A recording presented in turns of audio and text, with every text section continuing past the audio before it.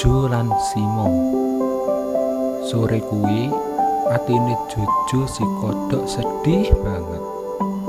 Sing ndadekne atine sedih merga omahe dirusak si landak. Piye to Si? Omahku dadi rusak kaya ngene. Ayo, tanggung jawab. Panjaluke Jojo marang Sisi. Yo wegah. Omahmu rusak kuwi lek salahmu dhewe to. Jawabe Sisi. Kok bisa? Wong genah rusake merga kena gangsingmu kok. Ujare Jojo ora trimo.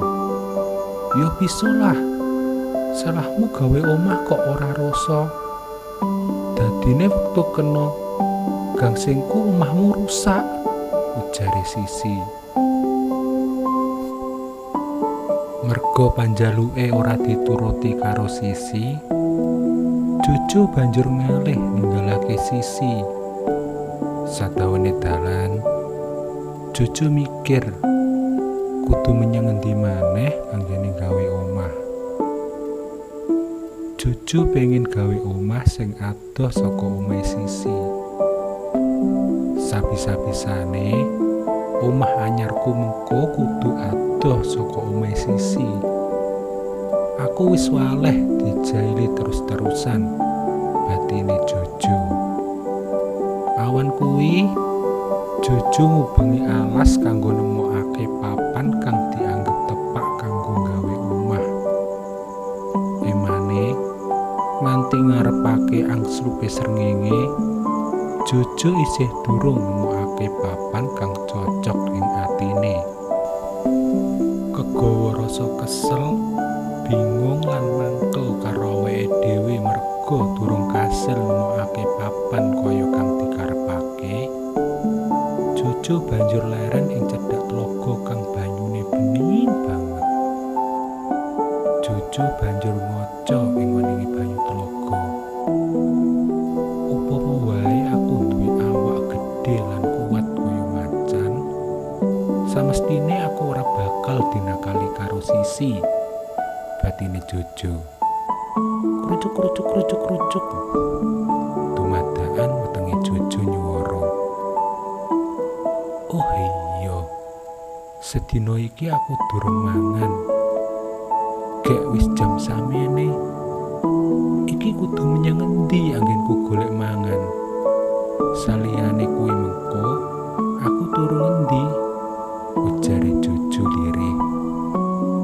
Ing satenge rasa bingung kang dirasakake, Jojo weruh rerungkutan ing cedhak papane ngadeg obah dhewe. Senajan wektu iku ora ana angin, obahe rerungkutan kuwi ndadekake atine Jojo dadi samenir. Jojo kelingan cerita-cerita sing kerep dirungu. Miturut cerita sing kerep dirungu Jojo, ana buta kang manggon cedhak tlaga. Buta kuwi seneng ganggu bocah cilik sing durung mulih senajan wis mangsane ngancik suruh. Sopo kowe? Metuwa? Aku ora wedi. Ujare Jojo sing ngregelen. Sawetara wektu candhake ana wewujudan sing metu saka sawalike rerungkutan kuwi. Sawise wewujudan kuwi metu, Jojo orane wedi nanging malah sumringah. Jalaran sing metu saka sawalike rerungkutan jebule Simo, si macan kang mujudake kanca rakete Jojo. Wis jam samene nanging kowe kok ora mulih, Jo? Takoni Simo. Aku ora bisa mulih, Mo. Merga saiki aku wis ora duwe omah. Wangsulane Jojo sajak sedih. Lah omahmu sing biyen kae kenapa? Takoni Simo. Jojo banjur cerita lelakon sing mentas dialami. Kegawa rasa mesakake karo nasib kang dialami Jojo, Simo banjur nawani Jojo supaya wingi iki gelem kepiye yen wengi iki kowe turu omahku wae, panganjake Simo. Matur nuwun Mo, ning apa aku ora ganggu lan ngrepoti kowe? Jawabe Jojo. Ora lah, malah aku sing seneng merga ana kancane.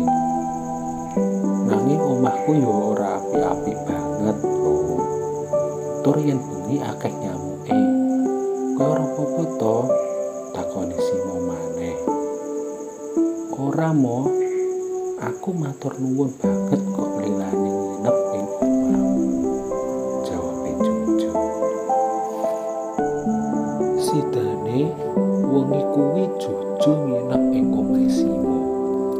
Tekan omahe Simo, Jojo nggumun banget. Merga dhewe ngrasa suasana ing sakiwa tengene omahe Simo ora mung apik, nanging bisa gawe tentrem ing atine. Wong emane ing kono akeh banget nyamuke. Kowe turu kene wae yo, Jo, ujare Simo. Iya Mo, wangsulane Jojo. Sawise kuwi, Jojo lan Simo budal turu. Nanging masih wis makaping-kaping nyoba ngremake mripat, Simo tetep ora bisa turu. Jalarane wengi kuwi nyamuk kang mlebu lan ngganggu dheweke akeh banget. Emane wengi kuwi obat nyamuke entek. Walah, gek piye carane ngusir nyamuk-nyamuk iki? Pangresahe Simo. Kegowo mesakake karo Simo sing ora bisa turu gara-gara dirubung nyamuk. Jojo pengen aweh pitulungan. Nyamuk-nyamuk sing rubung Simo dicekeli siji mboko siji karo Jojo kanthi migunakake ilate. Nyamuk sing kecekel kuwi banjur dadi panganane Jojo. Suwe-suwe nyamuk sing rubung Simo entek dipangan Jojo. Sawise ora dirubung nyamuk maneh, anggene turu Simo dadi luwih angker. Weruh sesawangan kaya ngene iki, atine Jojo seneng banget. Dheweke seneng merga wis bisa aweh piwales marang